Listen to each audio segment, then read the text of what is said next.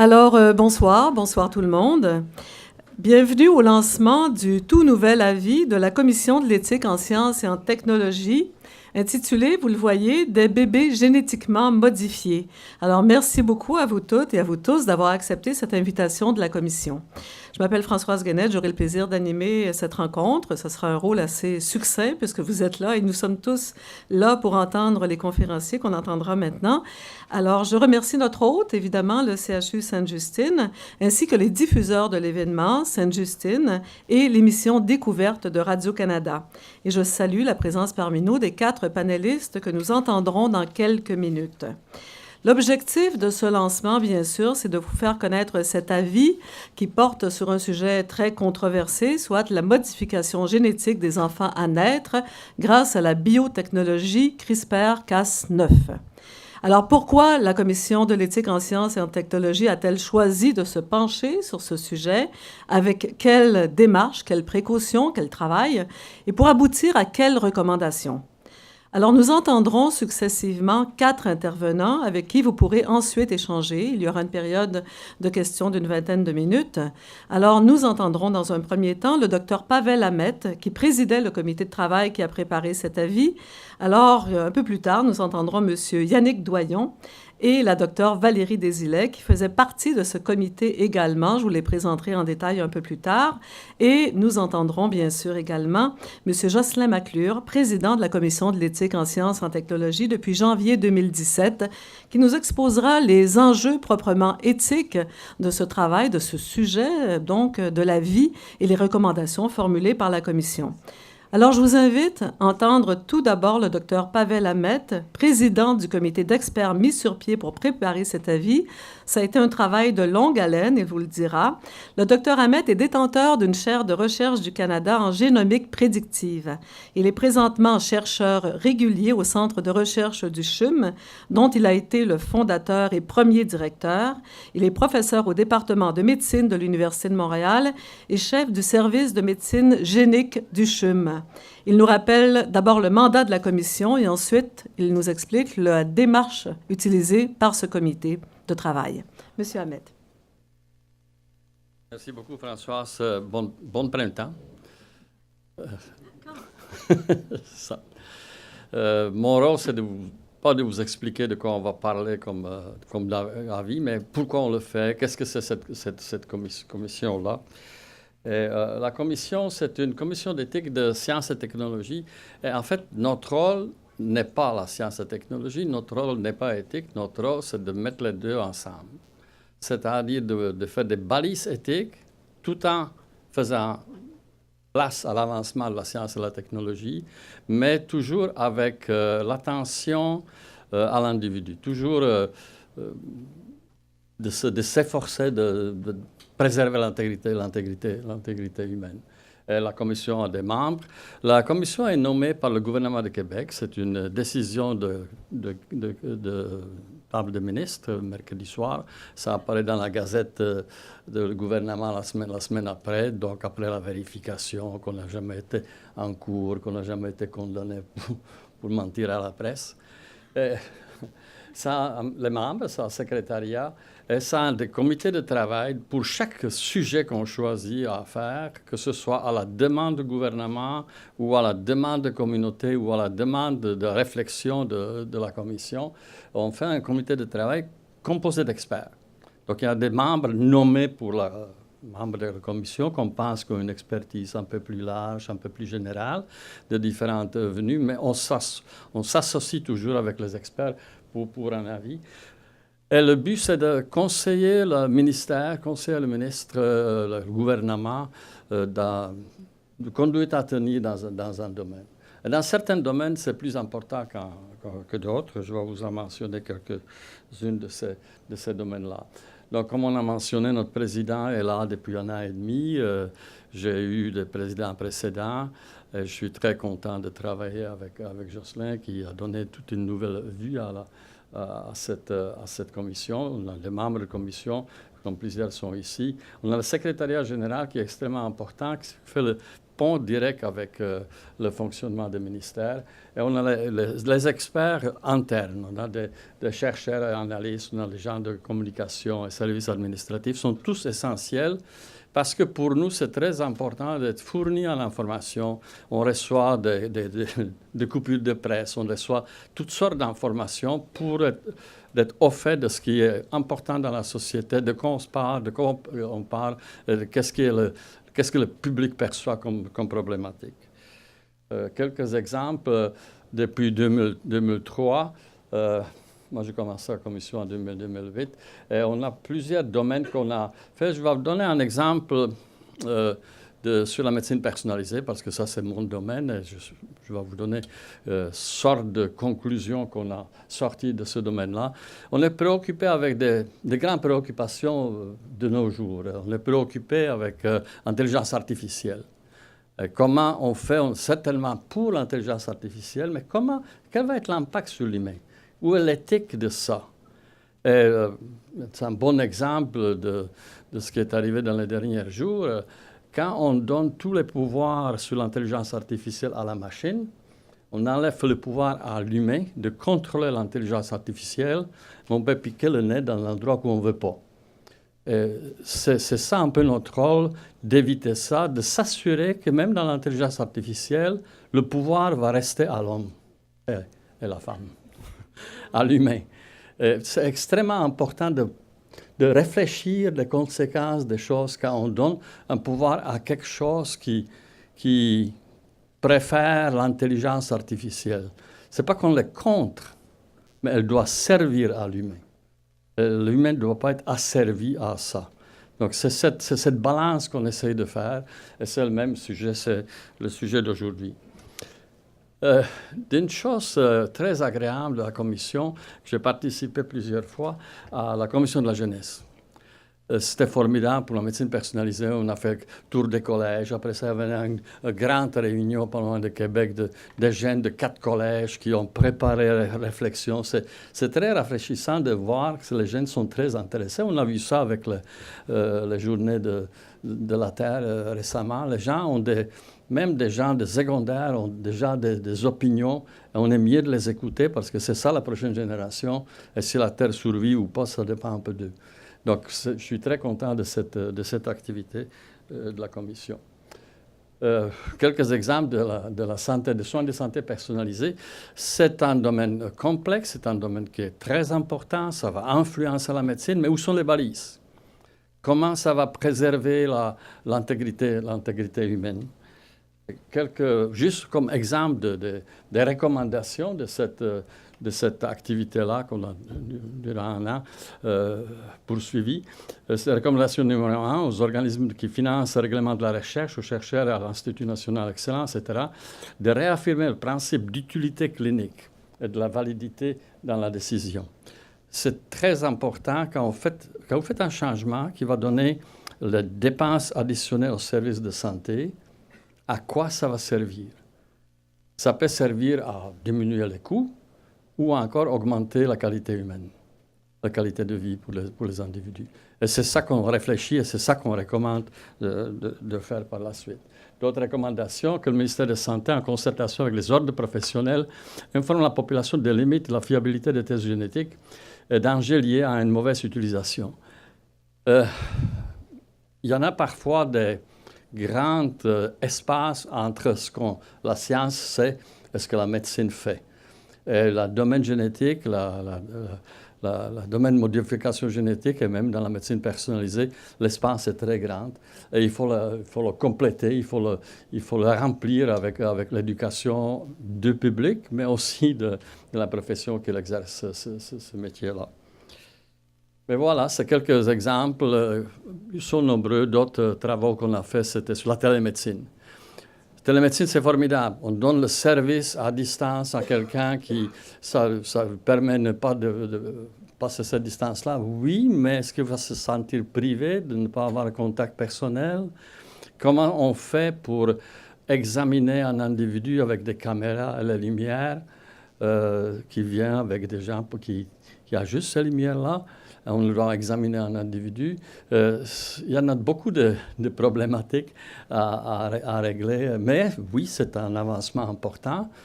On a réfléchi au Québec un peu trop longtemps entre le début qui était foudroyant, par la suite que ça a tombé. Mais c'est un des exemples de soucis de la Commission. Comment lier la science, la technologie avec l'éthique. Donc cette réflexion-là nous a amené à étudier le bébé génétiquement modifié en génétique soulevée par la modification génétique des cellules germinales et des embryons. Et c'est de ça qu'on va vous parler aujourd'hui. Merci d'être venu. Vous ne voulez pas en dire plus un peu sur le travail du comité? Comment vous allez fonctionner? Oui. Quelques mots sur le comité. Le comité se nourrit d'informations qui ont chaque individu comme expert, mais on a des experts de la commission qui nous donnent l'information. Par la suite, on appelle les experts d'extérieur. On fait toujours un comité aviseur qui est nommé pour le travail dans le petit pamphlet que vous allez recevoir à la fin de la réunion. Et ils sont très importants parce que ce n'est pas des experts généraux comme nous, membres de la commission. C'est vraiment des experts ponctuels dans les choses dans lesquelles on pense qu'il nous faut plus d'expertise. Donc, on a les réunions avec les experts que j'ai présidées. Après ça, la législative vient de la commission. La décision finale vient de la commission, des membres de la commission, et à la fin, c'est un vote, et c'est ça qu'on transmet au gouvernement comme opinion. Parfait. Ça va? On enchaîne. Alors, merci. Merci beaucoup, Dr. Ahmed. Alors voilà, ces experts, ils étaient quelques-uns, donc à l'intérieur de ce comité. On en a 2 avec nous aujourd'hui. C'est un grand plaisir. Je les remercie d'être là. Alors, on entend le premier de ces experts invités, donc par la commission, M. Yannick Doyon, que j'invite à s'approcher. M. Doyon qui va nous décrire assez brièvement les éléments les plus techniques de cette ingénierie ciblée du génome. Alors, Yannick Doyon est chercheur régulier au Centre de recherche du CHU de Québec, Université Laval. Il est professeur au département de médecine moléculaire de la Faculté de médecine de l'Université Laval et ses travaux se concentrent surtout sur le développement de nouvelles méthodes d'ingénierie ciblée des génomes. Monsieur Doyon, on vous écoute. Bonsoir. Je vais essayer de faire ça assez simple et assez succinct. On va voir si je réussis. Je commence par une définition, c'est toujours le meilleur, mais en réalité, quand on parle d'ingénierie du génome, c'est notre capacité d'aller modifier spécifiquement notre bagage génétique. Okay? Dans un contexte thérapeutique, évidemment, on veut corriger une mutation qui cause une maladie. L'illustration la plus simple du principe, c'est ici qu'on va introduire dans notre génome, donc au niveau de l'ADN, une coupure. Okay? Et on va faire ça avec des enzymes bien précises qu'on est capable de programmer. Je vais vous montrer un peu plus tard la nature de ces enzymes-là. Mais une fois qu'on va avoir induit la coupure, on va être capable de remplacer le fragment d'ADN au niveau de cette coupure-là. Okay? Donc voici le principe, les grandes lignes du processus. J'ai un moyen de changer les... Ah, la flèche.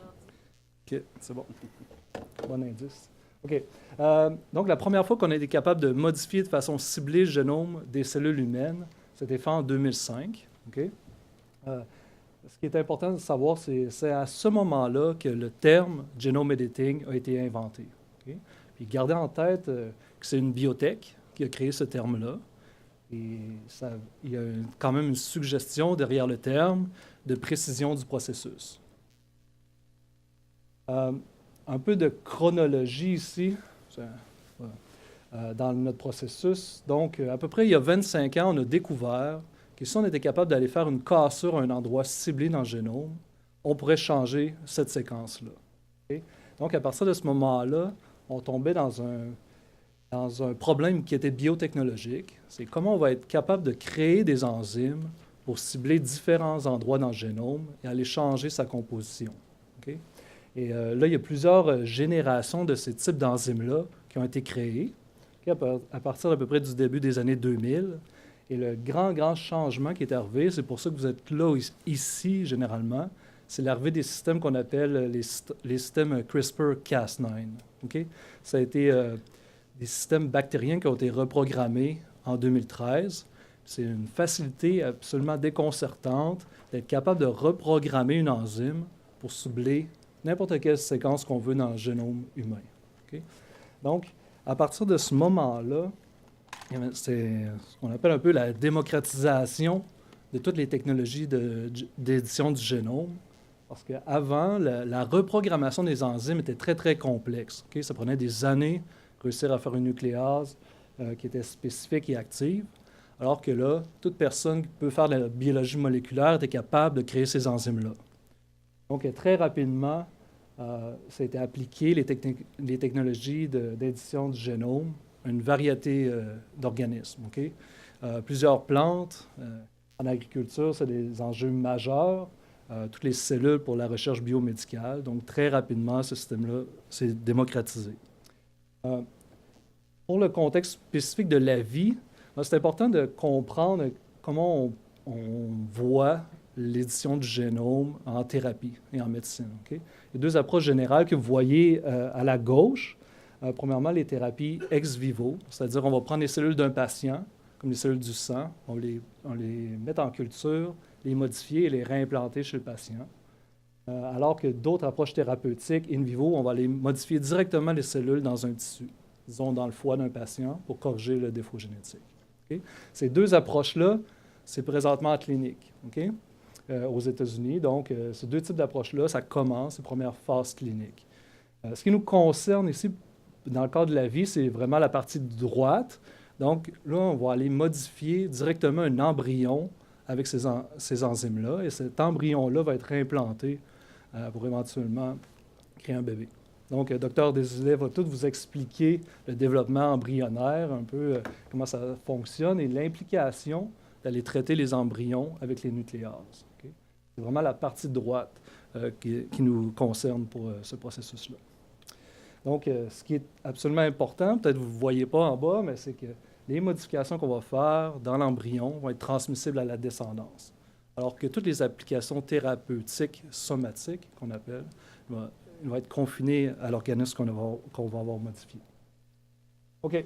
Encore un petit peu de trucs historiques, là. Juste pour vous donner une idée à quelle vitesse la modification des organismes est arrivée. Okay?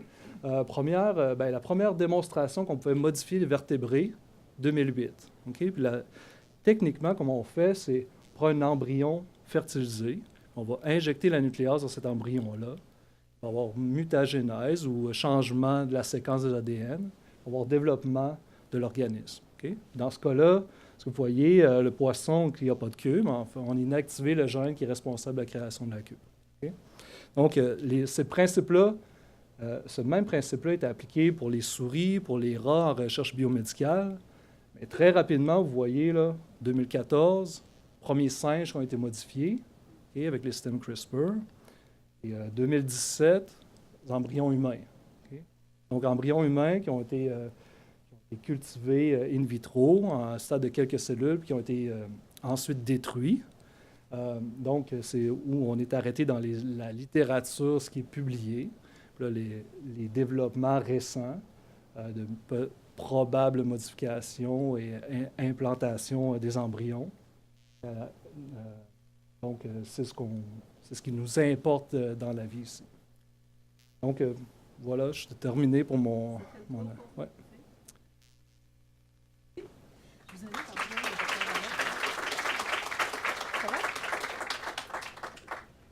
Le docteur Ahmed qui est bien seul à l'avant, alors je vous en prie. Docteur Desilets, si vous voulez aussi vous approcher tout de suite et on va entendre M. McClure. M. McClure, c'est à vous maintenant. Alors, Jocelyn McClure, je vous le disais, est président de la Commission de l'éthique en sciences et en technologie depuis janvier 2007. Il est professeur titulaire à la Faculté de théologie de l'Université Laval. De philosophie, qu'est-ce que j'ai dit? Biologie? Théologie? Ah non, quand même. Il y a un lien, mais non, c'est pas vous, ça.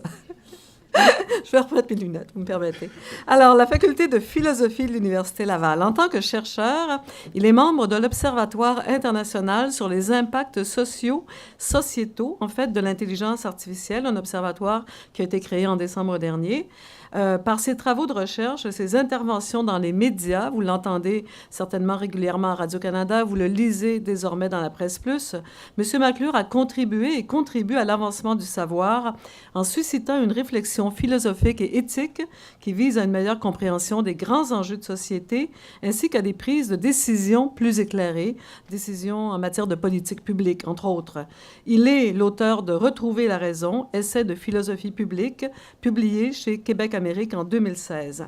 Alors, vous allez nous rappeler maintenant, M. McClure, les enjeux éthiques qui ont été identifiés ainsi que les recommandations formulées donc à la fin de cet avis sur les bébés modifiés. M. McClure.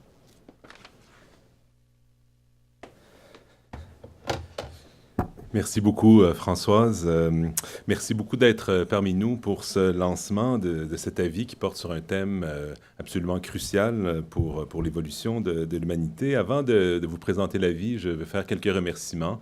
Je tiens à remercier très vivement David Hughes, qui est juste ici, qui est conseiller en éthique à la Commission de l'éthique en sciences et technologies. C'est lui qui a mené ce projet, c'est lui qui a rédigé l'avis, c'est lui qui a animé les discussions au sein de notre comité d'experts, qui a recueilli leurs réflexions.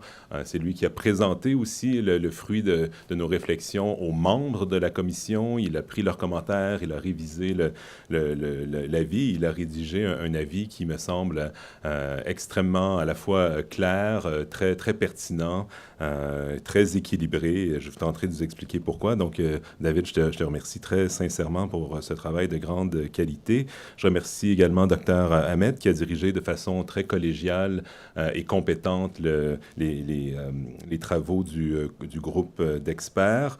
Je vous remercie aussi pour votre engagement très généreux au sein de la CEST, de la Commission depuis plusieurs années. C'est fort apprécié. Merci aussi à Yannick, merci à Valérie Desilets qui ont fait partie de notre comité d'experts. Je vois aussi que Karine Sénécal est avec nous, qui est juriste, qui a aussi participé à titre d'expert à notre groupe de travail. Il y en a d'autres aussi, vous trouverez la liste dans l'avis. Donc, merci. On souhaite à la Commission que nos travaux respectent des standards de rigueur extrêmement élevés. Et si c'est le cas, si nous y arrivons, c'est en bonne partie grâce à ces experts qui acceptent de partager leur savoir avec nous. Donc, le thème de la vie est d'une grande importance aujourd'hui. Lorsque je suis entré en fonction à la Commission en janvier 2017, il y avait deux grands sujets que je suivais, à la fois comme philosophe, éthicien, mais pas comme expert, comme citoyen aussi préoccupé par la suite des choses. Et ces deux grands sujets étaient d'un côté tout ce qui concerne ce qu'on appelle parfois l'édition génomique, et de l'autre côté, donc le nouvel élan de l'intelligence artificielle grâce à l'apprentissage automatique et aux données massives. Et lorsque je suis entré en fonction, j'ai été heureux de constater que la Commission avait déjà décidé de lancer un projet d'avis sur l'ingénierie ciblée du génome. Et j'ai pu me joindre aux travaux du groupe d'experts dès le début de ces travaux et j'ai pu apprendre grâce à ma participation à ce comité. Je suis peut-être une des personnes les moins expertes de toute la salle ici sur ces enjeux, mais j'ai beaucoup appris dans les 2 dernières années. Depuis ce temps-là, depuis janvier 2017, je ne pense pas me tromper en disant que tout le battage médiatique et la frénésie entourant l'intelligence artificielle a peut-être éclipsé quelque peu l'intérêt pour CRISPR-Cas9 et l'ingénierie ciblée du génome, mais il ne faut surtout pas sous-estimer les impacts éthiques et sociaux qu'auraient potentiellement les applications cliniques de ces biotechnologies, des biotechnologies qui permettent donc des modifications intentionnelles et ciblées du génome humain, en particulier lorsqu'il s'agit de gènes, donc on modifie des gènes qui sont transmissibles par voie d'hérédité. Donc, Yannick l'a déjà expliqué, mais pour le dire clairement, la modification intentionnelle des cellules germinales implique que des parents potentiels décident de choisir certaines des caractéristiques génétiques de leurs enfants. Ce qui n'est pas un mince pouvoir qu'on donne aux parents. Ça implique aussi que, comme être humain, on se donne des moyens supplémentaires de modifier intentionnellement le patrimoine génétique de l'humanité, ce qui est aussi une décision donc d'une grande importance. On sait, certains diront oui, mais les technologies associées à la médecine reproductive et à la procréation assistée, par exemple comme le diagnostic prénatal ou le diagnostic préimplantatoire, permettent déjà d'intervenir sur le patrimoine génétique de l'humanité, le patrimoine génétique transmissible, en sélectionnant par exemple les embryons qui ont certaines propriétés. C'est vrai, mais l'édition ciblée du génome nous donne des moyens supplémentaires, des moyens beaucoup plus directs et volontaires de le faire, en apportant directement des modifications à des cellules reproductives ou des gamètes ou des embryons. Donc, c'est des moyens plus directs et plus puissants de contrôler d'une certaine façon l'évolution biologique de l'être humain. Certains, et c'est le cas du grand philosophe allemand Jürgen Habermas, veulent déjà ou parlent déjà d'eugénisme libéral ou d'eugénisme bienveillant ou d'eugénisme volontaire pour parler des différentes technologies de procréation assistée. Qu'on considère qu'il a raison ou non de qualifier ces technologies, de penser qu'elles constituent une forme d'eugénisme, qu'on pense qu'il a raison ou non, il est clair que ce sont des pouvoirs considérables qu'on choisirait de se donner si on se dit qu'il est acceptable éthiquement que des parents choisissent des caractéristiques génétiques de leur progéniture. Vous savez sans doute qu'en novembre ou décembre dernier, un chercheur chinois a décidé, malgré les grandes recommandations à l'échelle internationale, de procéder à l'édition génomique d'embryons. Il a conçu des bébés génétiquement modifiés en modifiant un gène là, pour rendre des bébés, des jumelles en l'occurrence, résistantes au VIH. Sa décision a été condamné de façon très rapide et massive à l'échelle internationale par les chercheurs et les éthiciens dans le domaine. Mais il y a maintenant un chercheur au moins qui a décidé donc d'aller de l'avant. Et pas plus tard que la semaine passée, dans la revue Nature, des chercheurs et des éthiciens ont publié donc un texte demandant un moratoire international sur l'édition des cellules reproductives et des embryons. Donc, ça vous montre jusqu'à quel point l'avis de la Commission de l'éthique en sciences et technologies tombe à point nommé. Pour l'instant, au Canada, la modification génétique des cellules reproductives des embryons est interdite en vertu de la loi sur la procréation assistée. Mais à la Commission, on s'est dit qu'étant donné les progrès rapides, il y a beaucoup de science qui se fait présentement dans ce domaine, qu'il est possible qu'éventuellement les législateurs québécois et canadiens et aussi les professionnels de la santé qui interviennent auprès de parents, d'adultes, de couples qui souhaitent avoir des enfants, qu'il est possible qu'à la fois les professionnels de la santé et les législateurs subissent des pressions pour que l'on permette des applications cliniques de ces biotechnologies. Des parents donc qui, de façon très compréhensible, pourraient souhaiter que, comme ils sont porteurs de certaines mutations génétiques qui pourraient causer des maladies graves, héréditaires chez leur progéniture, qui souhaitent qu'on ait de l'avant avec des recherches ou même des applications cliniques de ces biotechnologies. Donc, dans la vie, on a fait des recommandations qui concernent l'ici et maintenant. Qu'est-ce qu'on devrait faire dès maintenant? Mais on a aussi adopté une approche prospective et hypothétique qui vise à conseiller les décideurs publics dans l'éventualité où le progrès de la recherche et les pressions issues de la société feraient en sorte qu'ils considéreraient sérieusement permettre certaines applications cliniques, donc de l'édition génomique. On s'est dit, bon, si jamais il y a ces pressions, quelles sont les faire aux décideurs publics pour qu'ils prennent des décisions éclairées. Dans la vie, on s'est intéressé à deux grandes familles de biotechnologies, disons, d'édition génomique, à savoir l'ingénierie ciblée du génome, et en particulier CRISPR-Cas9, dont Yannick a parlé, mais on s'est aussi intéressé au transfert mitochondrial. Je ne repasserai pas sur l'ingénierie ciblée du génome. Yannick peut l'expliquer beaucoup mieux que moi, mais on sait que, il s'agit s'agit de modifier l'ADN nucléaire. Il y a certaines maladies qui sont liées à l'ADN nucléaire. Certaines de ces maladies sont monogéniques, c'est-à-dire qu'elles sont causées par la défectuosité d'un seul gène. Et dans le domaine des maladies qu'on mentionne souvent, c'est la maladie de Huntington, entre autres, la fibrose kystique, myopathie, l'anémie falciforme. Il y a plusieurs de maladies qui semblent être de bonnes candidates qui reposent sur un gène ou un petit nombre de gènes défectueux.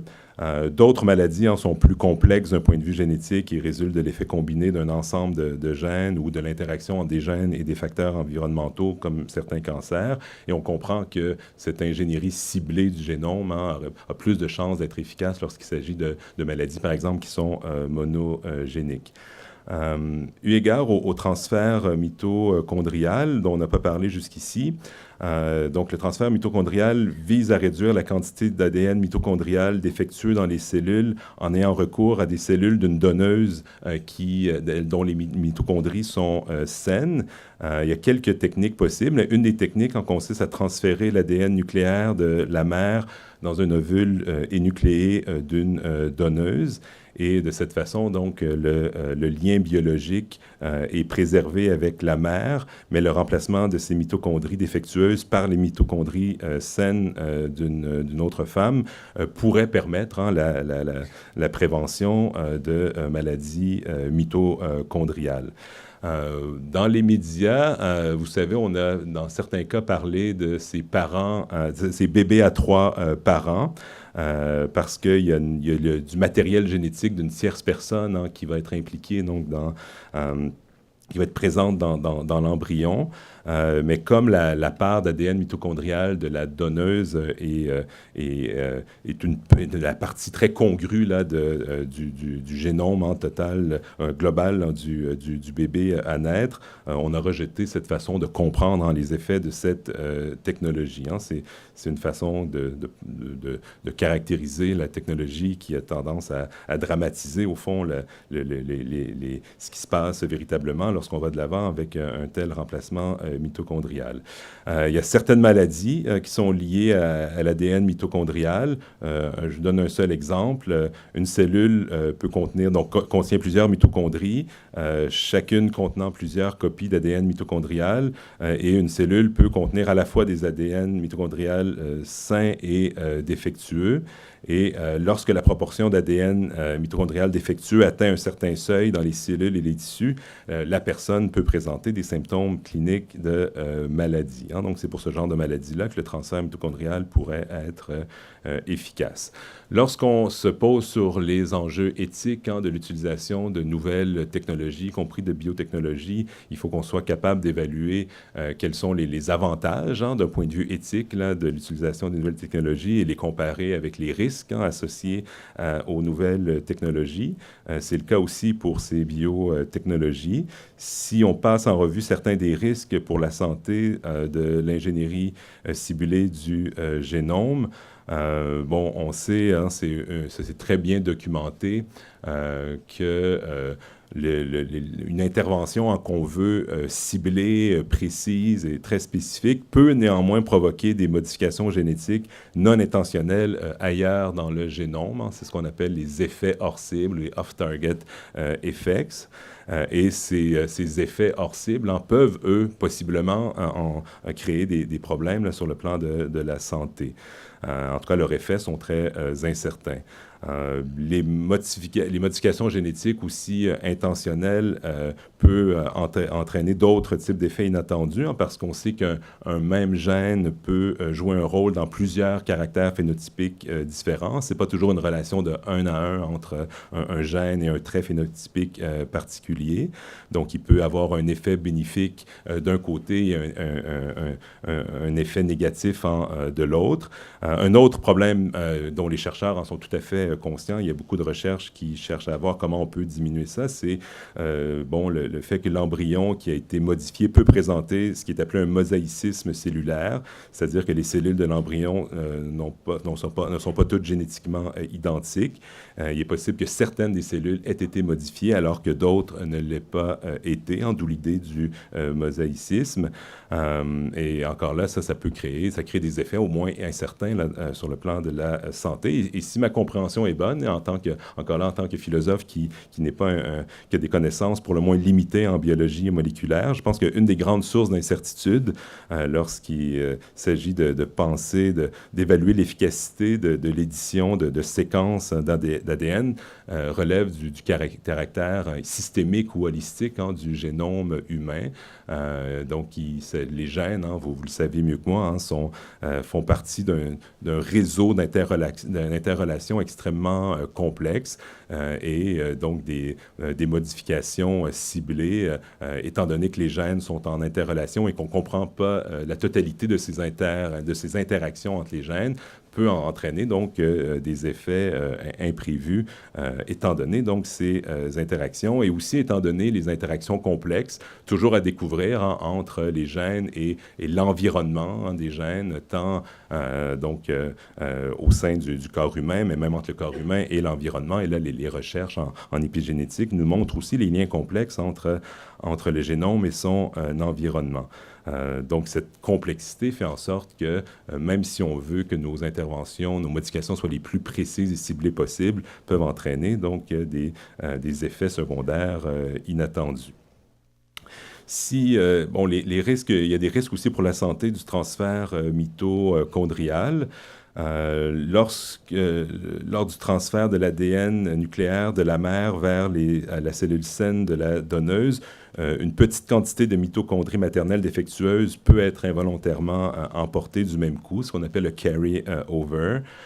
Et subséquemment, même une faible proportion de mitochondries défectueuses peut s'accroître et atteindre potentiellement un seuil pathologique.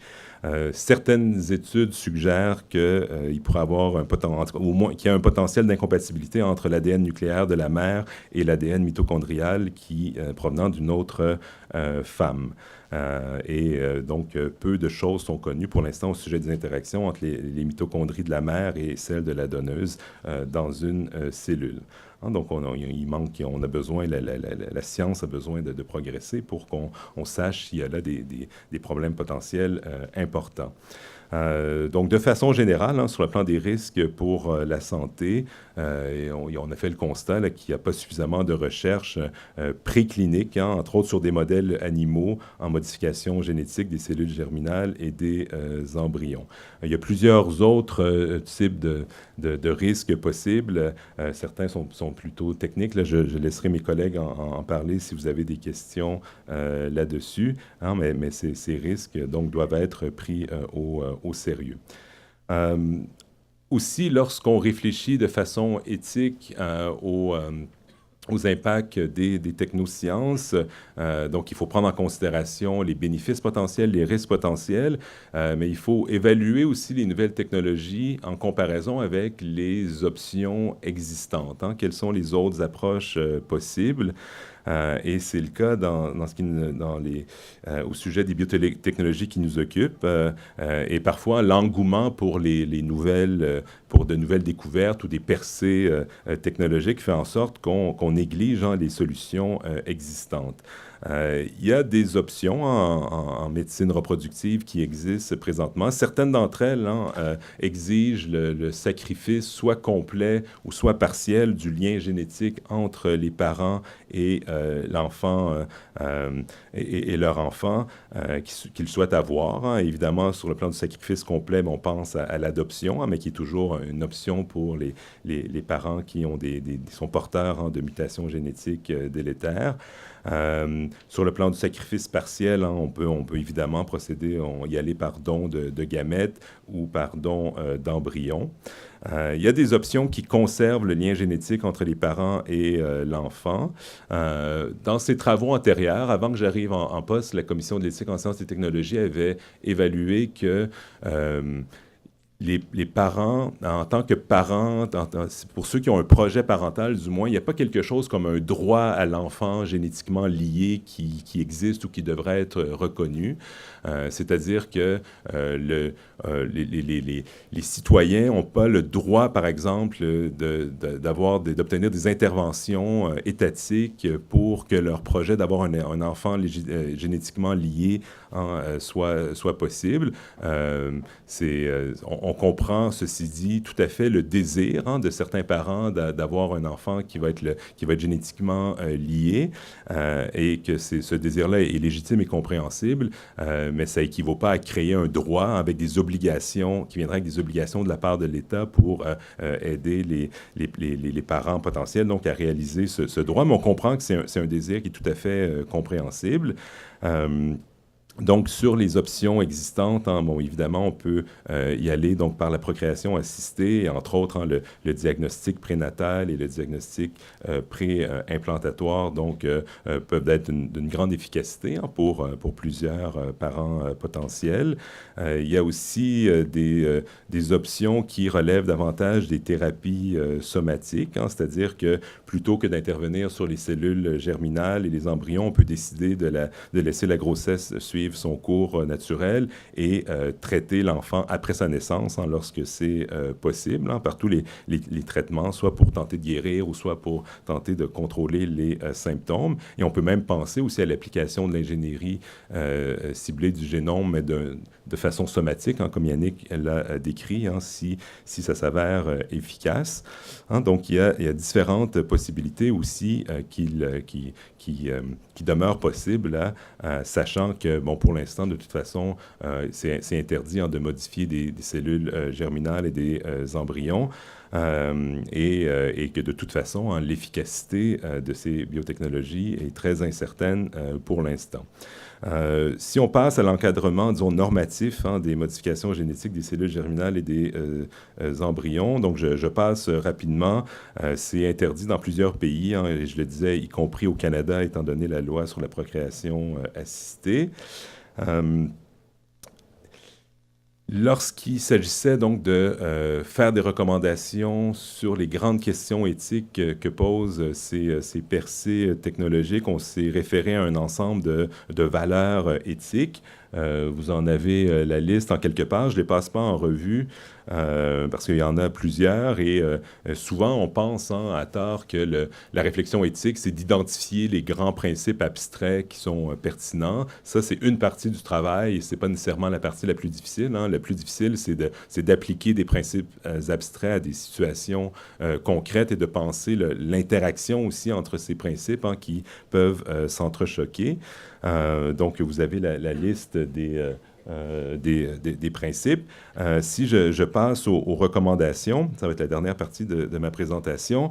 Donc, d'abord et avant tout, la Commission recommande aux législateurs, au gouvernement du Québec, parce qu'on s'adresse d'abord au gouvernement du Québec en tant qu'organisme du gouvernement du Québec, mais bon, c'est de faire des représentations auprès de Santé Canada afin de maintenir l'interdiction de toute recherche clinique et application clinique chez l'humain de ces biotechnologies.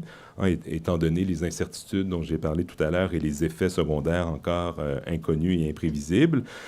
Et on recommande aussi aux organismes subventionnaires de financer davantage de recherches précliniques sur des modèles animaux en modification génétique des cellules germinales et des embryons. Il y a une seule façon de savoir si l'édition génomique sera un jour suffisamment précise et efficace et sécuritaire pour prévenir l'occurrence de maladies génétiques héréditaires. La seule façon, c'est de multiplier les recherches sur le sujet et dans le contexte législatif actuel, il faut le faire entre autres sur des modèles animaux. On recommande aussi, et là c'est l'approche prospective dont je parlais tout à l'heure, si dans l'éventualité où Santé Canada déciderait de permettre des applications cliniques en modification génétique des cellules germinales et des embryons, la Commission recommande qu'un ensemble de conditions scientifiques strictes soient préalablement remplies. donc que les standards soient très élevés pour qu'on s'assure de l'innocuité, de l'efficacité de ces interventions. Hein. Donc les standards doivent être exceptionnellement élevés. Et on recommande aussi au ministère de la Santé et des Services sociaux du Québec, dans cette éventualité, de mettre sur pied un registre électronique afin de faire le suivi médical longitudinal des enfants ayant été génétiquement modifiés. Et ce suivi devrait être obligatoire. On sait que c'est une contrainte importante, mais il s'agirait d'une intervention nouvelle et dont les conséquences sont très importantes. Et le suivi donc devrait être obligatoire, selon nous, jusqu'à ce que la personne puisse consentir pour elle-même, soit à 14 ou 18 ans. Et après quoi, donc, le consentement libre, éclairé et continu de ces personnes devrait être obtenu pour qu'on continue le suivi, mais c'est important de savoir aussi quels sont les effets à moyen et long terme de ces interventions. Comme le temps file, je passe sur des recommandations concernant la rareté des ovocytes. On sait que c'est difficile à trouver en recherche, qu'il faut souvent les importer. Il y a tout un débat sur la rémunération des donneuses. Si ces questions-là vous intéressent, on peut en discuter après.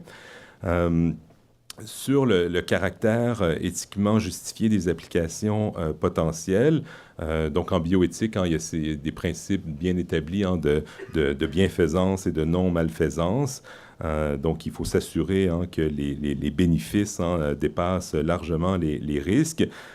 Et donc, une recommandation, me semble-t-il, cruciale de la vie soutient que les enfants, au fond, qui pourraient bénéficier le plus de telles interventions sont ceux qui ont de fortes chances de naître atteints d'une maladie génétique sévère qui vient avec une pénétrance élevée. Donc, il y a une forte probabilité de se manifester et des maladies pour lesquelles il n'y a pas d'autres options, soit en médecine reproductive ou pas d'autres options thérapeutiques, que ça devrait être réservé à ce type de maladie-là.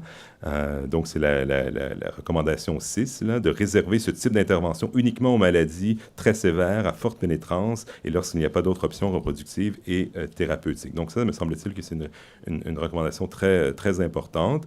Je dirais que dans notre démarche prospective, là, pour aller au-delà aussi des principes de bienfaisance et de non-malfaisance, on a eu une réflexion portant vraiment sur les conditions d'une plus grande justice sociale, eu égard aux disparités d'ordre génétique, et des principes d'égalité et de solidarité ont animé notre réflexion. Et l'orientation générale, c'est que si on permettait éventuellement des modifications génétiques dans la lignée germinale, ça ne devrait pas avoir pour effet d'exacerber des inégalités déjà existantes. Donc, ça impliquerait une égalité dans l'accès à ces procédures, à ces soins, et ça exigerait aussi de respecter un principe de solidarité, c'est-à-dire de soutenir ceux qui sont les plus vulnérables. Les plus vulnérables, ça peut être ceux dont la maladie est la plus grave et incurable et sévère, ou ça peut être ceux qui sont vulnérables d'un point de vue socio-économique, avec un devoir de solidarité. Donc, ça imposerait, si on décidait de permettre ce genre d'application clinique. Donc, il faudrait que ce soit intégré au panier de soins, puis rendu accessible à tous en fonction des besoins et non pas en fonction des moyens des personnes, en moyens des parents. Donc, c'est entre autres la recommandation 9, on va en ce sens. Et l'objectif, là, c'est que c'est un thème qui est cher à l'historien Yuval Noah Harari dans ses derniers livres, c'est que les inégalités socio-économiques, au fond, ne soient pas redoublées et retranscrites dans le bagage génétique même des personnes. Donc, il faudrait que ça soit accessible à tous, y compris les moins favorisés. Autre enjeu majeur que soulèvent ces technologies, c'est bon, toutes les questions relatives à cette idée, bon, est-ce qu'on va en arriver qu'à faire des bébés sur mesure? Est-ce qu'on va se servir aussi de ces technologies permettant de modifier les génomes pour augmenter ou améliorer les capacités des personnes et non pas simplement pour guérir? Et c'est vrai qu'il s'agit de questions extrêmement complexes et délicates, hein. C'est tout à fait vrai que l'ingénierie ciblée de génome pourrait être employée pour permettre aux parents de choisir toutes sortes de caractéristiques de leur futur enfant, soit des caractéristiques qui sont prisées pour des raisons esthétiques ou pour augmenter leur performance et ainsi de suite. Évidemment, ça, c'est conditionnel à ce qu'on trouve, au fond, les déterminants génétiques de différents traits, comme l'intelligence, par exemple, ainsi de suite, ce qui n'est pas du tout fait, mais ça pourrait être fait aussi pour tenter de choisir la couleur des yeux, pour faire en sorte que l'enfant soit plus grand et devienne plus grand, et ainsi de suite. Donc, c'est un enjeu réel si on décide de permettre ce genre de l'utilisation clinique de ces biotechnologies. Plusieurs éthiciens, donc certains éthiciens, une petite minorité, disent que ça va même être nécessaire de recourir à ces biotechnologies pour que l'être humain puisse survivre dans un environnement de plus en plus hostile, entre autres étant donné les problèmes environnementaux. Je dirais que c'est une petite minorité et ce n'est pas le point de vue qu'on a retenu. D'autres éthiciens pensent plutôt les enfants, de façon générale, devraient avoir un droit à un avenir relativement ouvert et ça inclut peut-être une certaine retenue du côté des parents à qui on pourrait donner le droit de choisir certaines caractéristiques génétiques qui pourraient avoir un impact très, très direct sur les traits phénotypiques ensuite des enfants. Donc, si ça s'était permis, ça imposerait une réflexion très profonde sur justement la relation parent-enfant lorsque les parents ont ce genre de pouvoir-là sur leurs enfants. Ça pourrait avoir pour effet aussi de renforcer certaines normes sociales discriminatoires sur qu'est-ce qui est valorisé socialement et qu'est-ce qui est dévalorisé. Si notre autre recommandation n'était pas respectée, ça pourrait aussi accroître donc des inégalités, y compris sur le plan de l'égalité des chances entre ceux qui pourraient bénéficier de cette augmentation via l'ingénierie ciblée du génome versus les autres citoyens qui ne pourraient pas se le permettre. Ça pourrait accroître les disparités, même créer différentes classes, littéralement, de citoyens. Donc, c'est évidemment, si on permettait des applications cliniques, je pense qu'il faudrait, d'un point de vue éthique, se prémunir le plus possible contre ce genre d'éventualité, ce qui nous a amené à réitérer en notre recommandation 6 et de rappeler qu'il faudrait réserver ce type d'intervention uniquement aux maladies très sévères à forte pénétrance et lorsqu'il n'y a pas d'autres options reproductives ou thérapeutiques. Concrètement, la recommandation 10, la Commission recommande de ne procéder qu'à des modifications ramenant une mutation à un allèle humain normal, c'est-à-dire un allèle dominant dans la population. Donc, l'idée, c'est que l'orientation soit résolument curative ou thérapeutique. On sait qu'il y a des cas difficiles, des zones grises entre le curatif et ce qui concerne toute l'augmentation, mais il y a des cas aussi évidents où des interventions seraient clairement et strictement, des visées strictement curatives, et c'est ça qu'il faudrait cibler, au moins au départ. Après ça, on pourrait avoir un autre débat de société une fois qu'on en saurait plus aussi sur l'efficacité des procédures, mais dans un premier temps, il faudrait que la visée soit clairement thérapeutique. Le dernier point sur lequel je veux insister, étant donné que ce serait conférer un pouvoir important aux parents, je l'ai dit, mais en plus, c'est pas simplement des conséquences. Les conséquences seraient pas ce ne serait pas seulement les enfants de ces parents qui vivraient avec les conséquences, mais c'est même le patrimoine génétique de l'humanité qu'on est en train de modifier de façon intentionnelle et volontaire. On pense que donc il s'agit là d'un enjeu majeur et ça nous a incité à adopter une certaine approche qu'on peut associer à un principe de précaution, en tout cas avec un principe de prudence en éthique qui nous semble s'imposer. Ce qui, et contrairement à ce qu'on pense souvent, un principe de précaution n'est pas un principe anti-science. Au contraire, c'est un appel à faire davantage de sciences fondamentales, de sciences précliniques pour répondre à ces incertitudes qui restent. C'est ce à quoi c'est ce qu'on appelle de nos voeux, qui est davantage de recherche préclinique pour répondre à ces incertitudes, et que si jamais il y avait une volonté de légaliser l'utilisation des utilisations cliniques, qu'il faudrait que les seuils, que les standards scientifiques, comme je disais tout à l'heure, soient très élevés. On a des recommandations aussi sur les possibilités de tourisme médical lorsqu'on interdit certaines pratiques. Tout ce que je voudrais rappeler ici, c'est important si vous voyez des patients. La commission s'adresse aussi aux citoyens, à la société civile et déconseille fortement aux patients de partir, par exemple, à l'étranger pour recourir à des procédures qui ne sont pas permises ici. Pour l'instant, comme j'ai dit tout à l'heure, les incertitudes sont tout simplement beaucoup trop grandes, les risques sont trop élevés pour qu'on aille de l'avant avec des applications cliniques. Et là, on a une série de recommandations visant donc la sensibilisation du public et aussi l'organisation de séances de délibération, de débats publics pour que les citoyens aient voix au chapitre, qu'ils nous fassent part de leurs préoccupations et que les décideurs aussi comprennent bien quelles sont les préoccupations des citoyens et de ceux qui ont un projet parental et qui est menacé par certaines dispositions génétiques. En conclusion, c'est un avis qui est extrêmement riche et je l'ai survolé. Je pense que dans la vie, on a manifesté un souci d'équilibre en appelant à plus de recherche, en réfléchissant de façon prospective. On dit pour l'instant, il faut maintenir l'interdiction, mais il pourrait avoir des bénéfices importants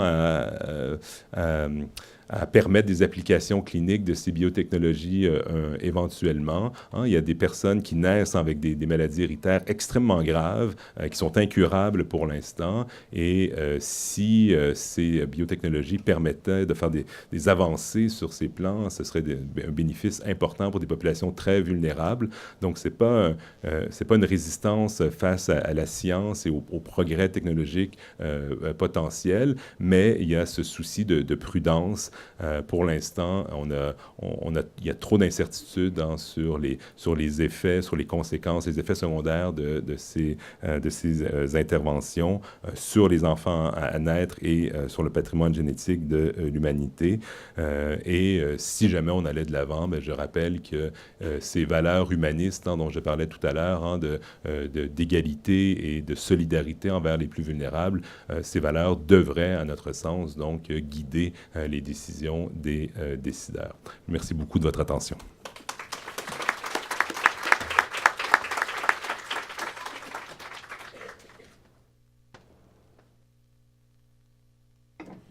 Merci beaucoup, Monsieur le Président philosophe. Alors voilà, nous entendrons maintenant, et pour terminer cette série d'exposés avant la période de questions, préparez donc vos questions ou vos commentaires. J'inviterai, membre également de ce comité de travail qui a travaillé pendant plusieurs mois, ma foi, la docteure Valérie Désilet. Elle est professeure, elle est médecin généticienne et obstétricienne au Centre hospitalier universitaire de Sherbrooke. Elle a cofondé le Centre intégré de diagnostic prénatal du CHU Sainte-Justine. Elle préside également le comité de développement professionnel continu des médecins généticiens du Québec. Docteur Désilet, je vous invite, s'il vous plaît, à vous approcher. On vous écoute. Merci. Je vous remercie à vous d'être encore là. Puis au cours des prochaines minutes, on va faire un petit cours de biologie de la reproduction, juste pour vous garder très, très alerte. En fait, la présentation dure à peu près 9-10 minutes, fait que devrait être bon pour tenir le coup.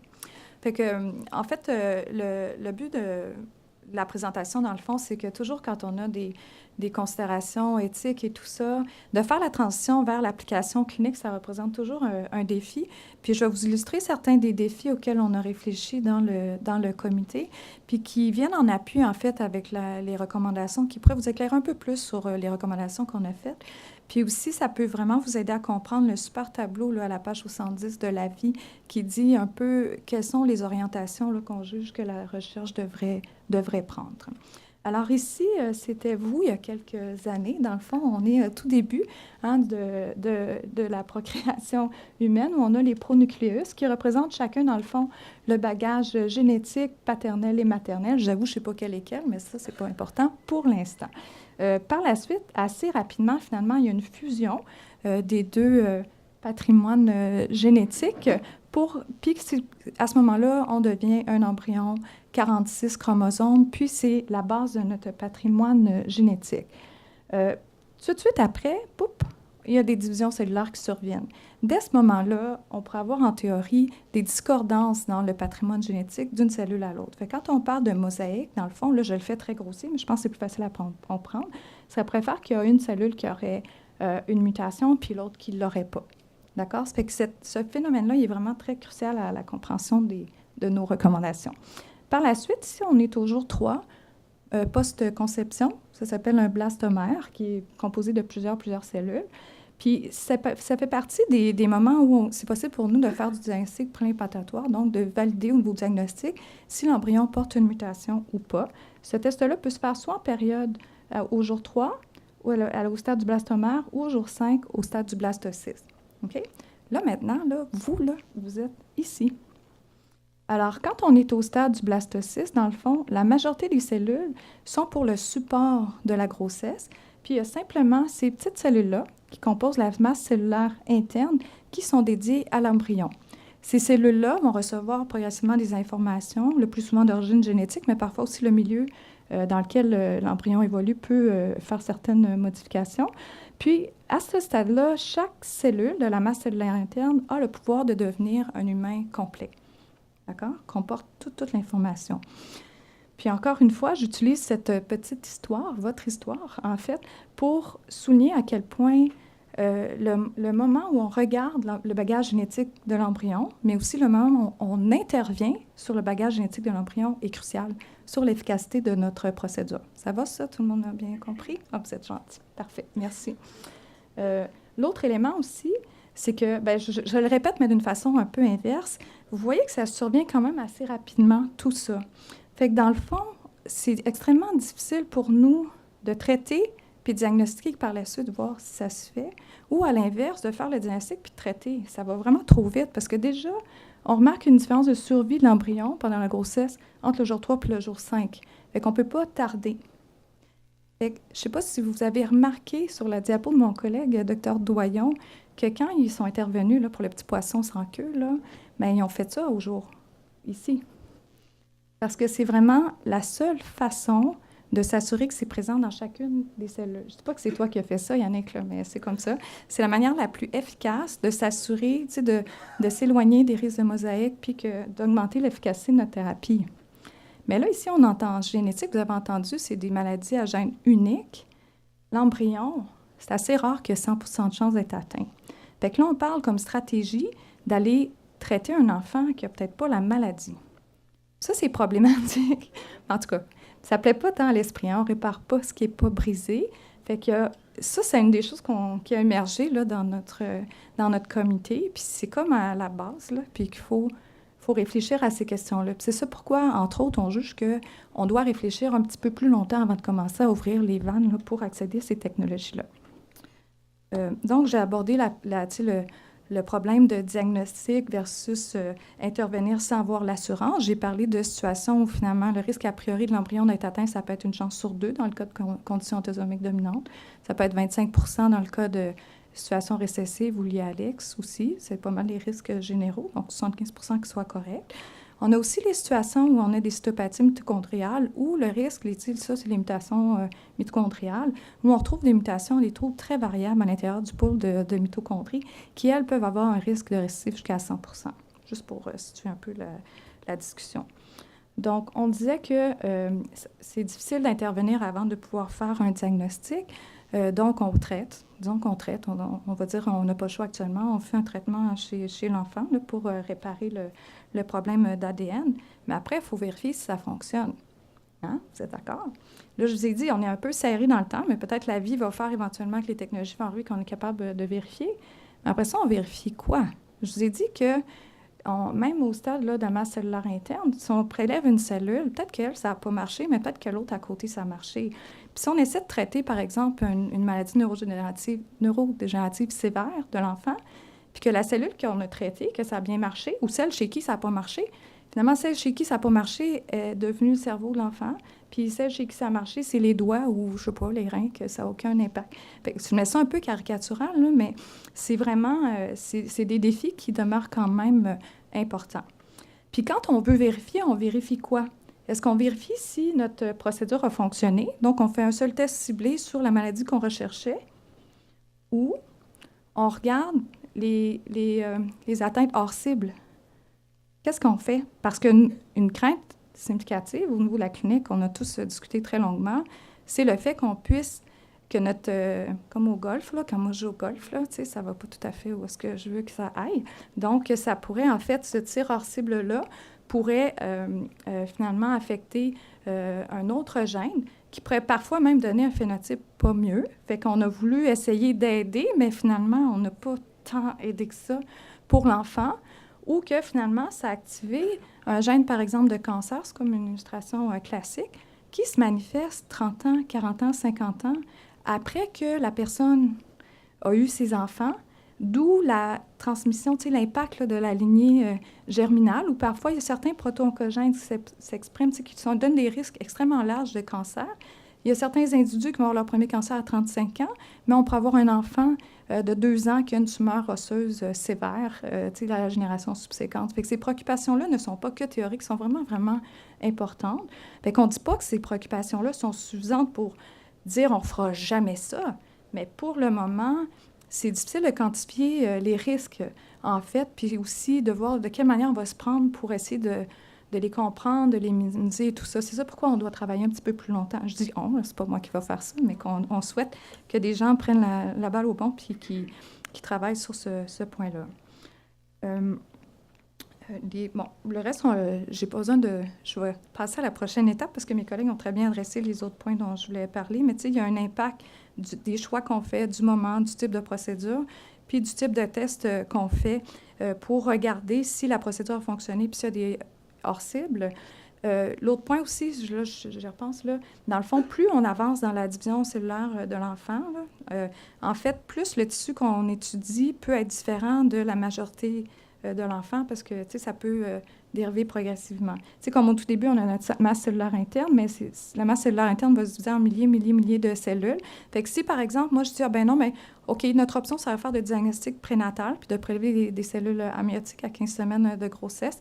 Mais ça, c'est un petit peu plus loin, finalement, de la formation du cerveau. Puis finalement, on décide de regarder ça après la naissance. Bien, à ce moment-là, vous allez voir dans la vie, on note qu'on doit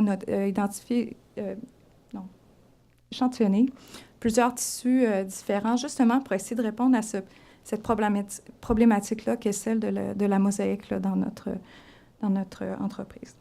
Bon, je vais revenir un petit peu aux indications, puis je vais faire un peu quelque chose qui est contre-intuitif, mais je l'assume. Je vais vous parler de ce que ça ne fait pas, d'accord?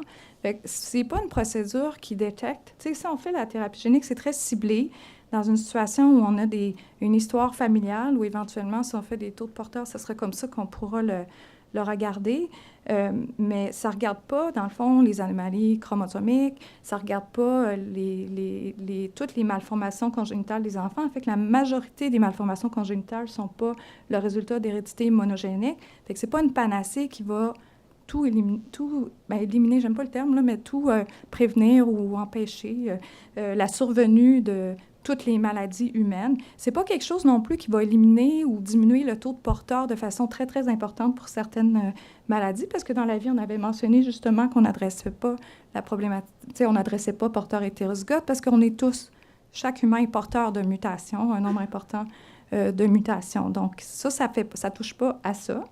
Aussi, en termes d'indication, on disait qu'on voulait que ce soit quelque chose qui est pour traiter une maladie qui est sévère, à haute pénétrance, donc de fortes chances de se manifester, qu'il n'y a pas d'option reproductive ou thérapeutique. Je répète là ce qui vous a été dit. Tu sais, actuellement, il n'y a pas tant de situations comme ça actuellement qui représentent ce type de critère-là qui est très, très, très strict. Ce type de critère-là pourra être ajouté avec le temps au fur et à mesure que les connaissances vont s'améliorer. L'autre chose aussi que je pensais vous dire, c'est qu'on n'a pas fait de liste de maladies. On ne fait jamais de liste de maladies en diagnostic prénatal puis en préimplantatoire. Pourquoi? C'est parce que la science évolue en même temps. Tu sais, ce qu'on connaît de certaines conditions, particulièrement dans ces années-ci où les thérapeutiques pour les maladies génétiques sont en explosion, entre autres grâce à CRISPR, on pourrait dire, parce que ça fait avancer la science, on ne peut pas, en 2019, dire bien ça va être pour ce type de pathologie-là, parce qu'on ne sait pas ce qui peut arriver dans 5 à 10 ans dans l'amélioration des traitements, puis ces choses-là. Fait que ça, c'est une chose que je voulais nommer. Puis le dernier point, puis c'est quelque chose qui me tient vraiment à cœur, c'est particulièrement quand on est à l'hôpital Sainte-Justine, hein, où j'avais œuvré dans mon, au préalable.